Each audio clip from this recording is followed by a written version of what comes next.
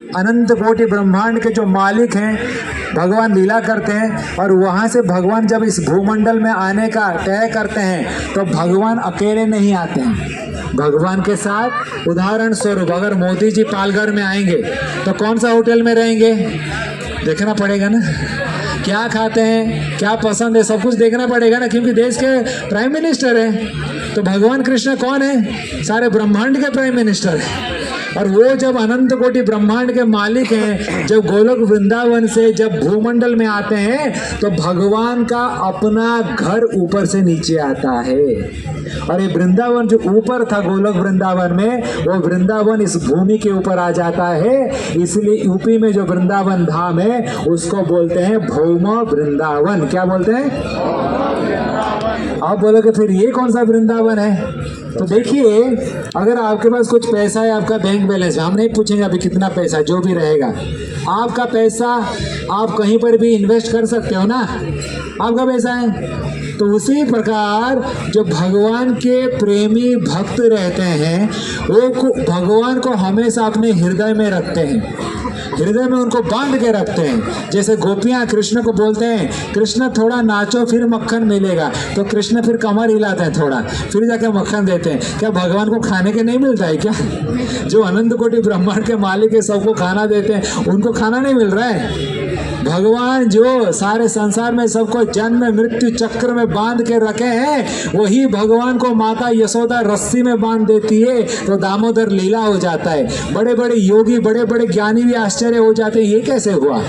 तो भगवान बोलने का मकसद ये बोल रहा हूं कि जो भगवान को प्रेम के बंधन में बंध जाते हैं, तो उसी प्रकार जो भगवान के भक्त रहते हैं वो भगवान को अपने हृदय में बांध के रखते हैं, और जहाँ भगवान रहते हैं वहाँ भगवान का धाम भी हो जाता है।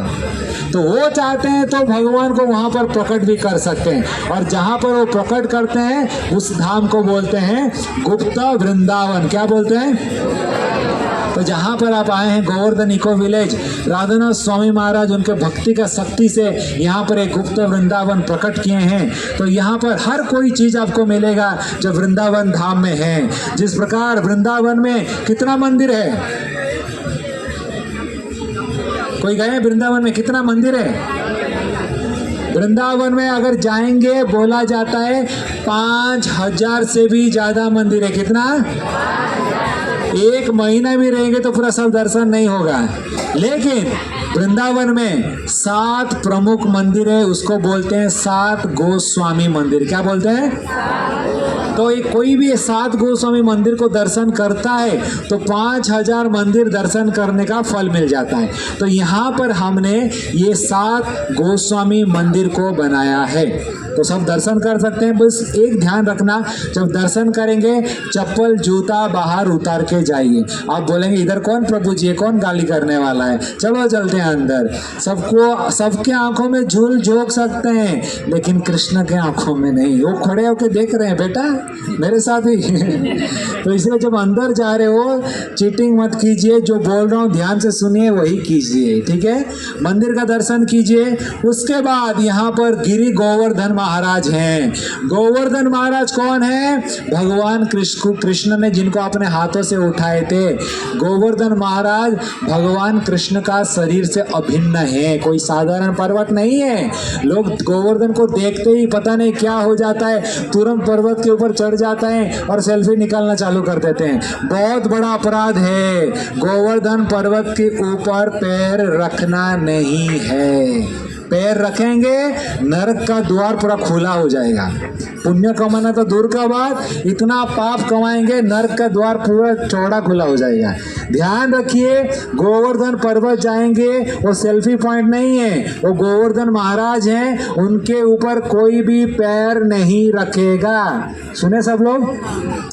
फिर गोवर्धन महाराज का पूजा कैसे करेंगे?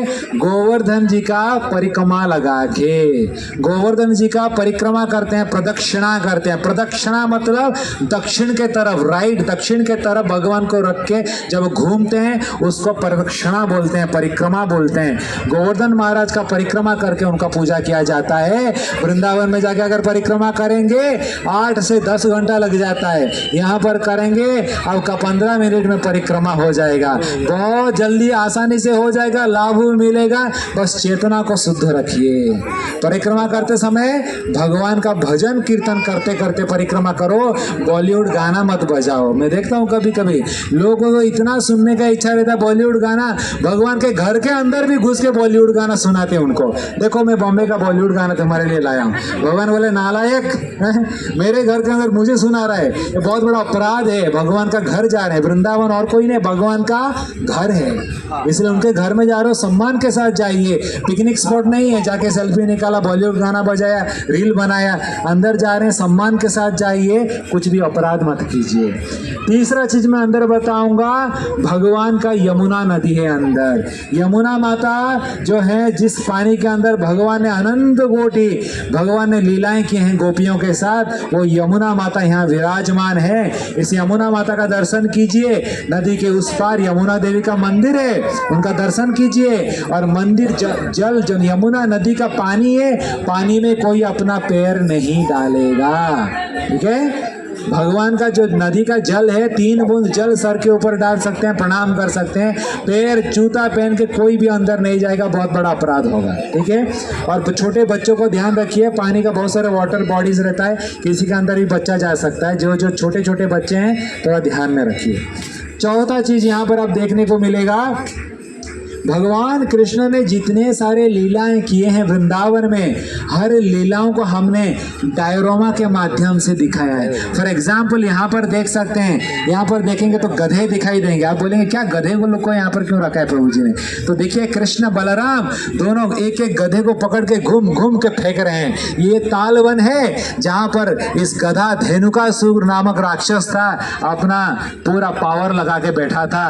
तो भगवान कृष्ण बलराम अंदर जाते हैं, सभी गधों को मारते हैं, राक्षसों को मारते हैं और तालवन सबके लिए खोल देते हैं। तो इसको हमने डायरोमा के माध्यम से दिखाया। तो भगवान के जितना भी लीला वृंदावन में किए हैं, सबको डायरोमा के माध्यम में अंदर आप देख सकते हैं। तो जब डायरोमा को देखेंगे, बच्चों को लेके घोड़ा के ऊपर मत बिठाइए, ये सब फाइबर बॉडी से टूट जाएगा, अपराध लगेगा। इसलिए फेंसिंग रखा है, फेंसिंग के अंदर आपको नहीं जाना है, दूर से ही दर्शन करना है।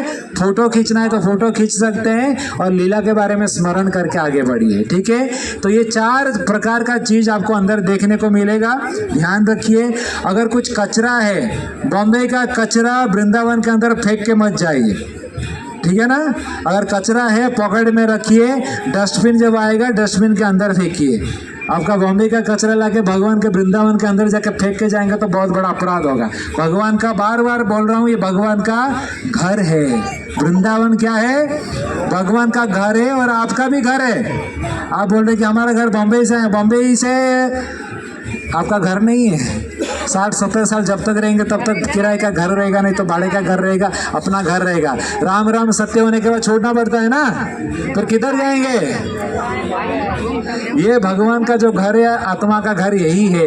ममेवांश जीवलोको जीवभूतो सनातन, कृष्ण गीता में बोलते हैं जितने सारे जीव है मेरे अंश है, सब मेरे बेटे हैं, मैं सबके माता पिता हूँ। तो ये अपना घर है, अपना घर में आए हैं। जैसे कभी कभी वो पागल लोग रहते हैं ना, डॉक्टर लेके जाता है और बोलता है कि याद आ रहा है थोड़ा, बोलते हैं हाँ कुछ याद आ रहा है, इधर याद आ रहा है, क्या किया था, हाँ थोड़ा याद आ रहा है। तो धीरे धीरे याददाश्त आता है। वैसा हमारा यहाँ पर आए हैं याददाश्त लाने के लिए।